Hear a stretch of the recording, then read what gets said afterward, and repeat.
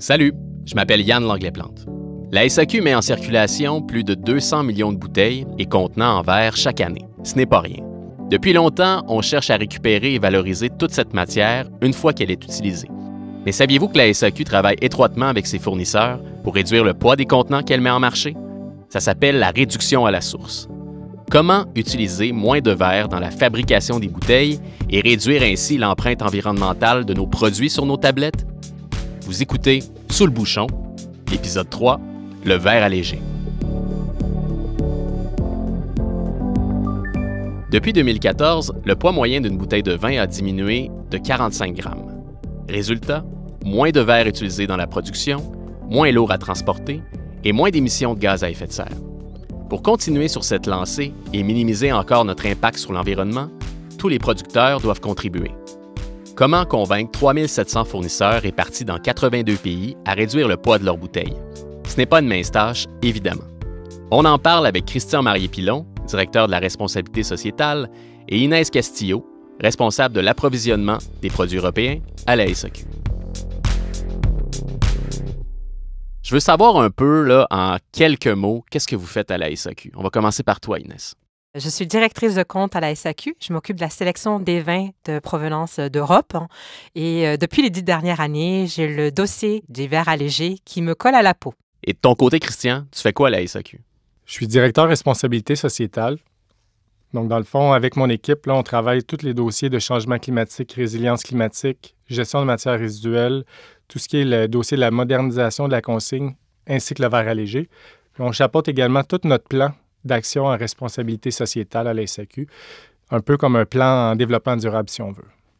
Dans la tête d'un producteur, là, ça veut dire quoi la bouteille? Ça représente quoi la bouteille pour lui? Un producteur, il y en a un qui va te dire que c'est un contenant pour transporter du vin jusqu'au client. Il y a un autre producteur qui va te dire « Moi, c'est ma marque, c'est mon branding, c'est l'image de mon vignoble ». C'est que j'ai deux opposés au niveau de la bouteille pour un producteur. C'est quoi les avantages pour un producteur de passer justement à un verre plus léger? Une bouteille en verre allégé n'est pas de moindre qualité. C'est sûr que le marketing aussi a fait en sorte que des fois, un produit plus lourd amenait une certaine prestance ou prestige au produit. Puis c'est ça qu'il va falloir tranquillement déconstruire avec les consommateurs. Dans le fond, l'objectif d'un contenant, c'est transporter et le service. Donc, le poids n'a pas rapport avec la qualité du produit. Donc, c'est moins d'utilisation de verre pour la bouteille. Donc, généralement, ça va être un peu au niveau des épaules, mais surtout au niveau du fond, du culot, où il n'y aura pas un renflement à l'intérieur. Souvent, donc, le fond va être plat, ce qui va permettre de diminuer la quantité de matière de verre. Le verre a plusieurs avantages. Matériau inerte, c'est un matériau donc, qui peut bien transporter, qui a une belle recyclabilité. Qu'est-ce que tu veux dire, Christian, par matériau inerte? Donc, dans le fond, lorsque un vin ou un alcool va être en présence du verre, il n'y aura pas de contact au niveau des molécules. Donc, certains autres types de contenants pourraient altérer, par exemple, le produit. Donc, pour le verre allégé, les avantages sont nombreux. Donc, moins de matières premières. Donc, dans le fond, on va extraire moins de sable. Le sable, soit dit en passant, est une des 3 matières les plus extraites dans le monde. On vient réduire les gaz à effet de serre. Donc, tant au niveau de l'extraction, de la transformation, mais surtout pour le transport de la bouteille. Dans le fond, plus on transporte un contenant qui est lourd, plus, en fait, il y a une charge qu'on doit prendre pour le transport. Donc, notamment, c'est du mazout, du pétrole. Donc, ça pollue davantage. Lorsqu'on tombe sur du verre allégé, puis on vient travailler vraiment un peu la dimension de la bouteille, on est capable de faire en sorte que sur les chaînes de production, le verre, donc, prenant moins de place. Donc, si on repense la bouteille en soi, on est capable d'avoir une bouteille où il va avoir une meilleure capacité sur la ligne de production. Donc, on vient augmenter l'efficience de mettre, dans le fond, le contenu dans le contenant sur les chaînes de production. Puis enfin, je dirais, ça peut se traduire par une diminution du prix du contenant. La matière première devient de plus en plus chère. C'est vraiment des choses qu'on entend aussi de partout. Les coûts de production, les coûts d'accès et de disponibilité ont un impact. C'est pour ça que le verre allégé, aujourd'hui, devient intéressant parce que c'est une façon d'économiser des coûts dans le long terme. Puis peut-être une information importante, c'est que le verre allégé permet quand même une réduction de 10 à 20 de l'impact environnemental par rapport à une bouteille normale. Donc, c'est considérable. Donc, quand on a un plan de réduction de nos émissions, bien, en fait, des actions comme ça sont porteuses parce qu'ils viennent réduire les émissions globales.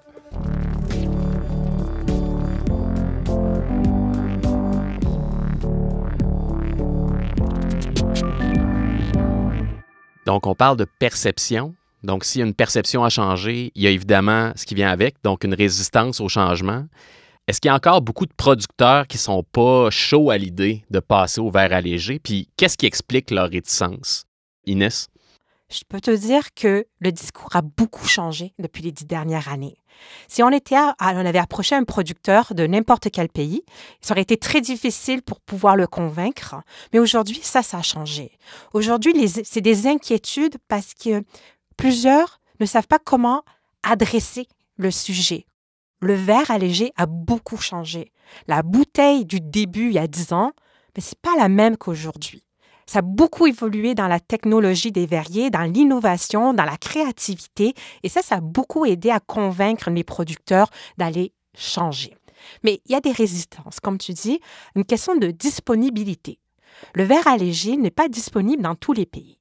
C'est comment on fait. Et ça, c'est toujours une question d'échanger avec eux, de collaborer et de trouver des pistes de solutions. Beaucoup de chaînes de production sont sous le poids de la bouteille. C'est que si on leur demande d'aller alléger la bouteille, alors ça change leur processus. Et c'est difficile pour convaincre un producteur de dire ta bouteille à 800 grammes, et je vais juste prendre un exemple, mais il faut qu'elle soit à 420 grammes.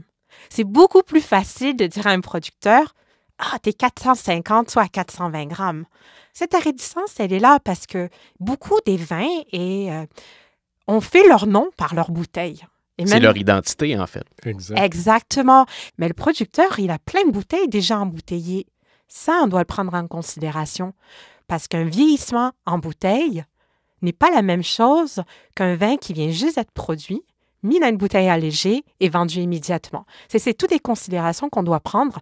Mais je vous dirais, si je reviens à la base, oui, ils sont réticents, mais pas parce qu'ils ne veulent pas. C'est parce qu'ils ont des considérations à réfléchir pour pouvoir y arriver. Et ça, il faut être sensible à ça. Aussi, de l'autre côté, il y en a qui sont très mobilisés par leur empreinte environnementale.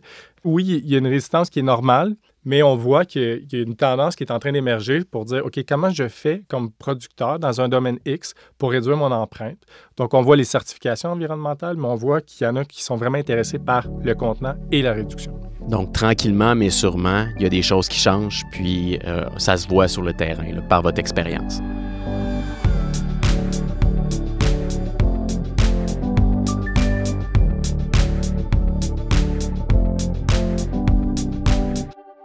C'est quoi notre rôle à la SAQ là-dedans? Est-ce qu'on peut avoir une véritable influence par évidemment, notre pouvoir d'achat, j'imagine? La réponse est oui, puis je pense qu'on se doit d'influencer, on se doit de partager notre vision, partager où on veut notre destination, puis d'accompagner en fait nos fournisseurs pour qu'on soit capable justement d'avoir une vision commune, puis de regarder quels sont les défis, quels sont les enjeux pour être capable donc d'essayer de trouver des solutions. Il y a un travail qui doit être fait en coulisses. Il y a un travail qui doit être des fois de convaincre aussi. Donc, dans l'influence, des fois, c'est de convaincre. Mais on doit, c'est ça, vraiment essayer de voir un peu le côté gagnant-gagnant de la chose. On partage beaucoup quand même des bonnes pratiques. De plus en plus, je pense, donc au niveau national, international, pour qu'on ait des arrimages communs aussi. Donc, si, par exemple, nous, on travaille pour avoir des vins à 420 grammes, que d'autres juridictions travaillent pour avoir des vins à 450 grammes, on n'est pas cohérent. Donc, comment on fait pour trouver des solutions pérennes, mais intéressantes pour tous? Fait que ça, on travaille de plus en plus en collaboration comme ça, puis ça porte fruit. Je crois qu'avec toute approche, il faut expliquer le pourquoi. Pourquoi on fait ça? Et c'était très clair de notre côté que notre intention, c'était de réduire la quantité de verre sur le marché. On a aussi travaillé autant avec les producteurs qu'on a travaillé aussi avec les associations, l'association A3 Québec qui représente les fournisseurs au Québec. On a aussi des échanges avec des gouvernements de certains pays qui représentent les vins pour qu'ils puissent comprendre aussi notre démarche, pour qu'ils puissent interpréter cette information auprès de leurs producteurs, des producteurs à venir aussi. Parce que notre demande d'être à verre allégé à 420 grammes, mais un nouveau producteur, des fois, il ne sait pas pourquoi. C'est que là, ça aide un peu à comprendre un peu cet écosystème qu'on a mis en place. Il y a un travail d'éducation, en fait. Exactement. C'est qu'on a travaillé beaucoup ce côté d'éducation des producteurs, des différents gouvernements, des agents de notre côté, parce que quand on fait la sélection des produits, on le dit tout de suite, il faut que ça soit en verre allégé pour certains types de produits. Et idem, tu sais, Christian, toi, auprès des clients, parce qu'on a beau changer le producteur, mais il faut changer aussi la perception du client. Nos employés, d'ailleurs, de plus en plus en parlent, font le lien avec le client, déconstruisent ce mythe de bouteilles lourdes, prestige, meilleurs produits, etc. Puis, il y a un point que j'aime beaucoup. Si on prend... on vend environ 200 quelques millions de bouteilles de verre par année à la SAQ. Si on travaille pour réduire de 10 grammes, on parle de quand même 2000 tonnes de matière par année, donc de verre, qu'on n'a pas ensuite à traiter dans nos infrastructures. C'est significatif. Là. C'est significatif. Donc, avec la réglementation qui s'en vient au niveau de la responsabilité élargie des producteurs, il faut qu'on travaille pour s'assurer que nos filières de matière soient capables de traiter adéquatement aussi les matières qu'on va commercialiser. Donc, la réduction du verre, donc aller sur du verre allégé, prend tout son sens dans ce côté économique-là. Donc, on va devoir travailler cette filière, l'économie circulaire, pour mettre en place, pour créer de la richesse, en fait, si on veut.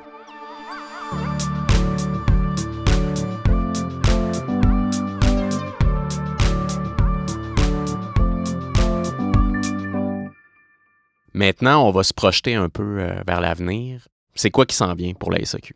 Premièrement, on veut regarder au niveau des spiritueux. Donc, spiritueux, souvent, donc, il peut avoir un poids un peu plus lourd, avec un alignement avec d'autres juridictions. L'autre élément, c'est au niveau des vins mousseux, donc les effervescents. Même chose. Il y en a qui sont déjà très actifs par rapport à ça. Donc, voir comment on fait pour que ces produits-là deviennent un peu la norme dans l'industrie. Troisième, évidemment, si on veut regarder pour réduction à la source, c'est sûr qu'il y a tout l'aspect des contenants alternatifs qu'on regarde actuellement. Il y a beaucoup d'émergences, il y a beaucoup de nouveaux contenants qui sortent sur le marché qui pourraient être complémentaires au verre. Donc, c'est sûr que c'est des éléments qu'on regarde. Et c'est sûr qu'il faut tout le temps prendre en considération nos installations. Donc, c'est peut-être des contenants qui sont très innovants, mais on doit être capable de les traiter, de les recycler ici localement au Québec. Et Inès, de ton côté? Prochaine étape, moi, je mettrais une grosse prochaine étape. C'est vraiment de continuer à en faire une priorité auprès de nos producteurs, à l'interne, qu'on continue à le soutenir et que le client, on a continué à changer ses perceptions de la bouteille. Et là, on l'adressera à travers différents types de produits, que ce soit continuer avec le vin effervescent et avec les spiritueux. C'est vraiment continuer de le faire une priorité pour l'entreprise et pour nos producteurs. Donc, on va suivre ce dossier de près parce que, comme on peut le constater, évidemment, je le vois par les discussions qu'on a eues, l'utilisation du verre allégé, c'est une manière très concrète de réduire notre empreinte environnementale, mais aussi de contribuer aux efforts de lutte au changement climatique qui sont tellement importants pour les années à venir. Donc, Christian, je te remercie. Inès aussi, merci beaucoup de vous être prêté au jeu aujourd'hui. Merci, Yann. Merci à toi.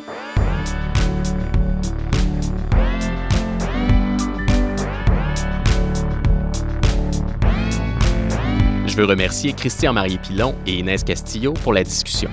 Un merci tout spécial à Linda Bouchard et Geneviève Ferron pour le contenu de cet épisode. Le balado Sous le bouchon est une production de la SAQ en collaboration avec Magnéto. Idée originale, Yann Langlais-Plante et l'équipe des affaires publiques et communications de la SAQ. Réalisation, Maude Pétel-Légaré. Prise de son, montage, mixage et musique, Antonin Vyss. Abonnez-vous et parlez de Sous le bouchon autour de vous. Je m'appelle Yann Langlais-Plante. Merci de nous avoir écoutés.